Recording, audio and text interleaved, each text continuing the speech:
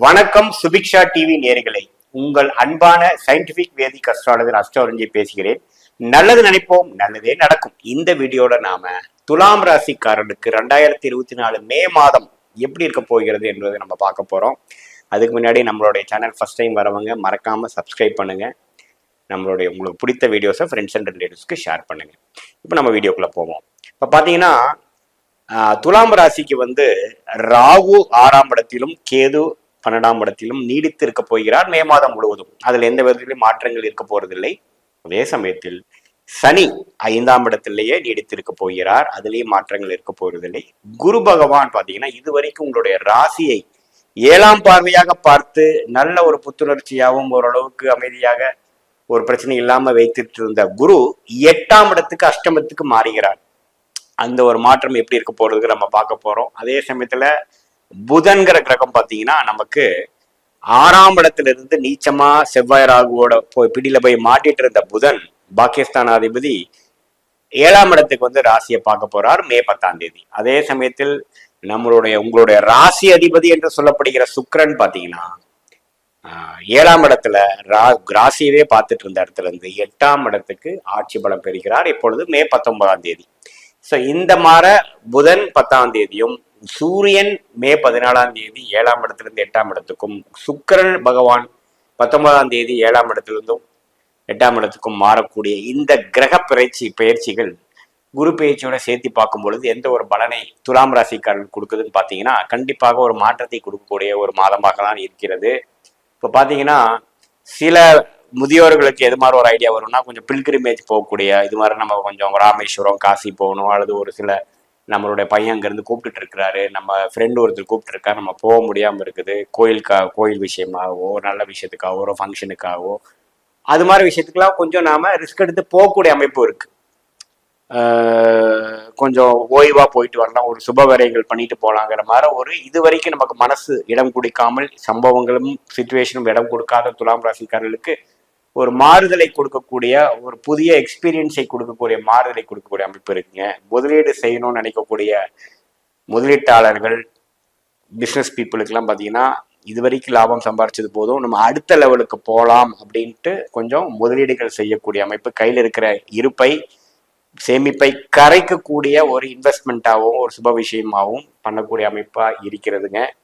அதே சமயத்துல ராசி அதிபதி 8ஆம் இடத்துல போய் உச்சம் பெறும் பொழுது, அதாவது ஆட்சி பலம் பெறும் பொழுது என்ன கொடுக்குதுன்னா கொஞ்சம் அதர் பீப்புள்ஸ் மணியை மேனேஜ் பண்ணக்கூடியதாகவும் கூட்டு முயற்சியில நம்ம ஜெயிக்கக்கூடிய அமைப்பாகவும் 2-3 பேர் சேர்ந்து ஒரு ப்ராஜெக்ட் பண்ணுவோம், ஒரு ரியல் எஸ்டேட் இருக்கிறவங்க ரியல் எஸ்டேட் ப்ராஜெக்ட் பண்ணுவோம், ஒரு கூட்டு அமைப்புல இருக்கிறவங்களுக்கு இன்னும் 2-3 பங்குதாரர்கள் சேர்ந்து ஒரு பெரிய முதலீடா பண்ணுவோங்கிற மாதிரி சில வாழ்க்கையை மாற்றக்கூடிய ஒரு மென்டாலிட்டி சேஞ்ச் கொடுக்கக்கூடிய ஒரு சிச்சுவேஷன் சேஞ்ச் கொடுக்கக்கூடிய அமைப்பு கண்டிப்பாக உண்டு. அதே சமயத்துல பாத்தீங்கன்னா 6ஆம் இடத்துல செவ்வாயும் ராகு இருக்கிறதுக்கு நீங்க கவனமா தெரிஞ்சுக்கணும். உடல் உபாதைகளும் சில விதத்துக்கு ஆப்ரேஷன் பண்ணக்கூடிய விஷயங்களும் கொடுக்கக்கூடிய அமைப்பு இருக்குது. ஏன்னா 6ஆம் இடம்னு ருணசத்ரு பாவத்துல செவ்வாயும் ராகும் இந்த மாதம் முழுக்க இருக்கிறதுனால கொஞ்சம் நீங்க கேர்ஃபுல்லா இருக்கணும். 1க்கு 2 ஒப்பீனியன் செகண்ட் ஒப்பீனியன் பார்த்து சில ஹெல்த் இஷ்யூஸை நீங்க எதிர்கொள்ள வேண்டும். குறிப்பா முதியோர்கள் எல்லாம் கொஞ்சம் கேர்ஃபுல்லா வண்டி வாகனத்துல போறப்போ கொஞ்சம் கேர்ஃபுல்லா இருக்கணுங்க.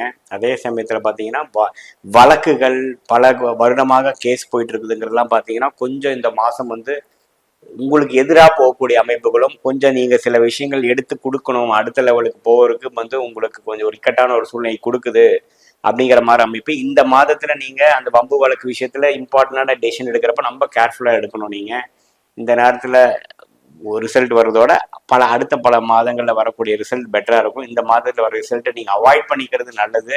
ஏன்னா 6ஆம் இடத்துல செவ்வாய் ராகு இருக்கிறது உங்களுக்கு சாதகமாக முடியும் என்று சொல்ல முடியாது, அந்த அம்சம் இருக்குதுங்க. அதே சமயத்துல என்னதான் மே 19ஆம் தேதிக்கு அப்புறம் குரு, அதாவது உங்களுடைய ராசி அதிபதி என்று சொல்லப்படுகிற சுக்கிரன் மறைந்தாலும் 8ஆம் இடத்துல மறைந்தாலும் ஆட்சி பலத்தோட இருக்கிறது கவனமா இருந்துக்கணும், நீங்க ஞாபகம் வச்சுக்கணும். அதனால என்ன ஆகும்னா நான் முதல் சொன்ன மாதிரி சில ஸ்டாக் மார்க்கெட் ஷேர் மார்க்கெட்ல இன்வெஸ்ட் பண்ணணும்னு நினைக்கிறவங்களாம் இந்த டைம்ல கொஞ்சம் இன்வெஸ்ட் பண்ண ஆரம்பிப்பீங்க. இந்த எலெக்ஷன் ரிசல்ட் வர முன்னாடியே சில காசெல்லாம் இன்வெஸ்ட் பண்ணி வைக்கணும்னு நினைக்கிறவங்க கொஞ்சம் இந்த மாதிரி லைன்ல இருக்கிறவங்களுக்குலாம் கொஞ்சம் பணம் சேரும், இன்வெஸ்ட் பண்ணக்கூடிய அமைப்பு வரும். ஏன் சில பேர் கொஞ்சம் கடன் வாங்கி கூடயே பண்ணுவீங்க, அது மாதிரி இருக்கு. வெளிநாடு போகணும் விசாக்காக வெயிட் பண்ணிட்டு இருக்கிறவங்களுக்கு ஒரு அருமையான செய்தி மே மாதம் கிடைக்கக்கூடிய அமைப்பு இருக்குதுங்க. குறிப்பா மே 19க்கு மேல சுக்கிர பகவானும் 8ஆம் இடத்துக்கு போறப்போ உங்களுக்கு நல்லாவே நீட்டா அலைன் ஆகி நீங்க நினைக்கக்கூடிய அம்சங்கள் வரக்கூடிய அமைப்பு இருக்கு. ஸோ பொதுவா நீங்க என்ன தெரிஞ்சுக்கணும், இது ஒரு லாபங்கள் பெற்று சேமிக்கக்கூடிய ஒரு மாதமாக இல்லாமல் சில சுப விரயங்கள் செய்து அடுத்த லெவல் ஆஃப் வாழ்க்கையில போகக்கூடிய ஒரு பண வசதியா இருக்கட்டும், ஒரு தொழில் அபிவிருத்தியா இருக்கட்டும், ஒரு வேலை மாற்றமா இருக்கட்டும், வெளிநாடு செல்வதா இருக்கட்டும், அது மாதிரி ஒரு டிரான்சிஷனரியான ஒரு டைம் கொடுக்கக்கூடிய ஒரு மாதமாக துலாம் ராசிக்காரர்களுக்கு இருக்கிறது. 5ஆம் இடத்துல சனி இருந்து குழந்தைகள் பூர்வீக புண்ணிய ஸ்தானத்துல பாத்தீங்கன்னா சில அக்கறைகள் கொடுக்க வேண்டியதா இருக்கும். அந்த விஷயத்தை நீங்க நான் வச்சுக்கணும். பொதுவா பார்க்கும் பொழுது இது ஒரு அடுத்த லெவல் ஆஃப் படிநிலை கொடுக்கக்கூடியதாகவும் ஒரு வயதினருக்கும் ஒரு மாற்றத்தை கொடுக்கக்கூடியதாகவும் அந்த மாற்றம் வந்து ஒரு சுபமாக மாற்றமாக நீங்க மாற்றிக்கொள்ள வேண்டும் என்பதுதான் என்னுடைய கருத்து. ஸோ கூட்டி கழிச்சு பார்க்கும் பொழுது இந்த குரு அஷ்டமத்துல போயிட்டாருங்கிறது நீங்க வந்து பெருசா பயப்படாமல் அந்த வகையில நீங்க சில வாழ்க்கை முயற்சிகளை எடுக்கும் பொழுது, அதாவது இன்வெஸ்ட்மெண்ட் விஷயத்திலயா இருக்கட்டும், ஒரு வேலை மாற்றம் விஷயமா இருக்கட்டும், இடம் விட்டு இடம் போவதாக இருக்கட்டும், இது எல்லாமே ஒரு சாதகமான விஷயங்களாகவும் மாணவ செல்வங்கள் பார்த்தீங்கன்னா 12th மார்க் ரிசல்ட் முடிச்சுட்டு வெளி மாநிலம் அல்லது கொஞ்சம் தள்ளி போய் தான் அட்மிஷன் கிடைக்கக்கூடிய அமைப்பு துலாம் ராசி மாணவர்களுக்கு உண்டு. அது மாதிரி எல்லாத்தையும் ஒரு மாற்றத்தையும் ஒரு புது எக்ஸ்பீரியன்ஸையும் உலகத்தை தெரிந்து கொள்ளக்கூடிய ஒரு அமைப்பை கொடுக்கக்கூடிய ஒரு மாதமாக இந்த மாதம் வந்து மே மாதம் உண்டு.